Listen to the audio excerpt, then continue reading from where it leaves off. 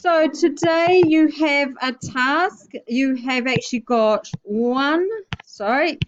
two, three tasks, I think it is. So number one is parabola patterns. Okay, so what that means is you're going to go into Desmos. So we go into Desmos here, and you're going to create a pattern like that. Now, I haven't got this balanced at the moment, so I'm going to change that and that, the shape, just to make it balanced. If I go here, I can change colors. For example, I might decide I'm going to have that red, and I might decide that that should be red and that should be purple. I might prefer that patterning. I've actually used here like inequalities as opposed to equals, because if I do equals, I just get the graph like that. Whereas if I do y is greater than or equal to, I get a solid line. So if my other red one, I could go y is less than or equal to.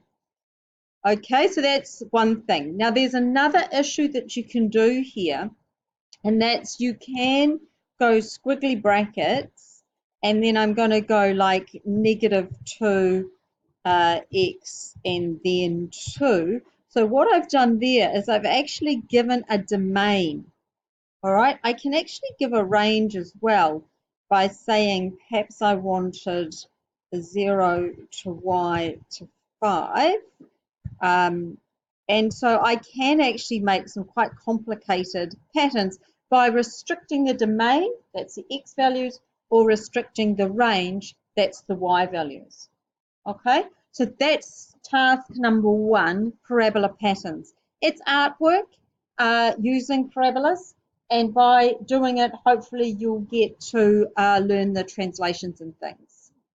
Okay, so the format that you might find helpful is the one we've been using, y equals ax minus b squared plus c, where a is the shape, all right, and the b comma c is the vertex. So that could help you. All right, number two, you are going to find something on the internet, an image on the internet.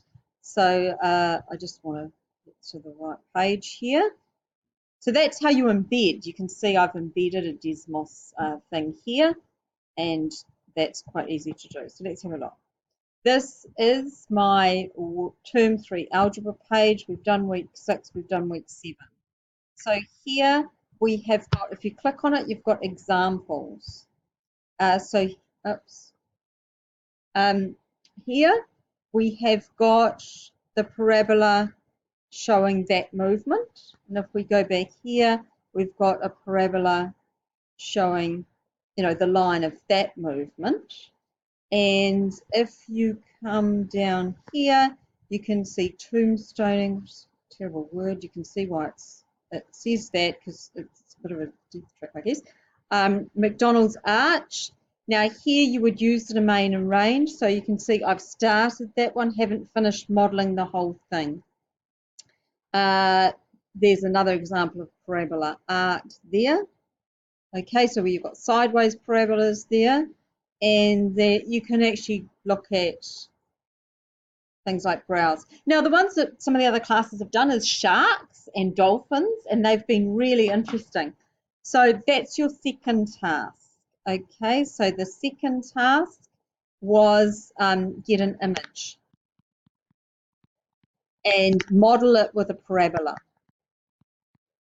Model the shape with a parabola. And the third thing is to get it onto your Google site. So you're going to embed it into your Google site. All right. So if I go, I'm just going to show you in Desmos, if I go here in a new blank graph, and if I go here to Google now, what kind of things? An arch or a bridge? So a bridge might be a good thing for a parabola. I go to images, and I have a look at ones that might be nice parabola shapes that I can model well. and I really want it sort of front on. Now that's an interesting one because often the bridges are the other way, right? But this one's actually that way up. So I'm going to open image, a new tab, and then here I can right click save as, and I should just go desktop, okay, save. Now if I'm back into Desmos, right, I'll just see if I can find it, just go away. Where was my new one? There we go. I go plus, I go image, and then on my desktop, which I should be able to find, this PC desktop, there was my image, so I have to upload it. I don't think it normally cuts and pastes. Now what I can do is if I want it bigger, I can actually just double that, and I can double that just to make it bigger. Now I'm going to go y equals a, x minus b. I do the little hat thing on the 6 squared plus c, and I go all. So what that means is I can change the shape of my parabola. Now if that's jumping around too much, I can go to settings, and here I can put the step 0.01, so it's baby steps, and I know it's a positive parabola, and I'm pretty sure it's going to be less than 1. So let's see what happens now. Now I can only kind of change the range less, but I've got slightly more control. The B moves it side to side, and the C moves it up and down. Okay, so if I move it down, that's looking like a pretty good fit. Maybe there, perfect fit, right? Nice. And then I could actually write that equation here by y equals, my a is 0.04, and then x minus b 0.9 squared plus the c was 0.2. So I've got that there. Now what does this allow me to do? It allows me now to move this, and I'm going to move it across that way and maybe up a little bit. And then I'm actually going to go upside down. So to get upside down, I'm going to have to go back and play with these settings again, right? So I need to go from maybe -1. And let's see what happens. Now I can, all right. So I want to move it. What am I trying to model now? Can you see? I'm trying to, that's the opera house, isn't it? Is that a parabola shape? So here, oh, it's getting close. That shape's looking a good fit.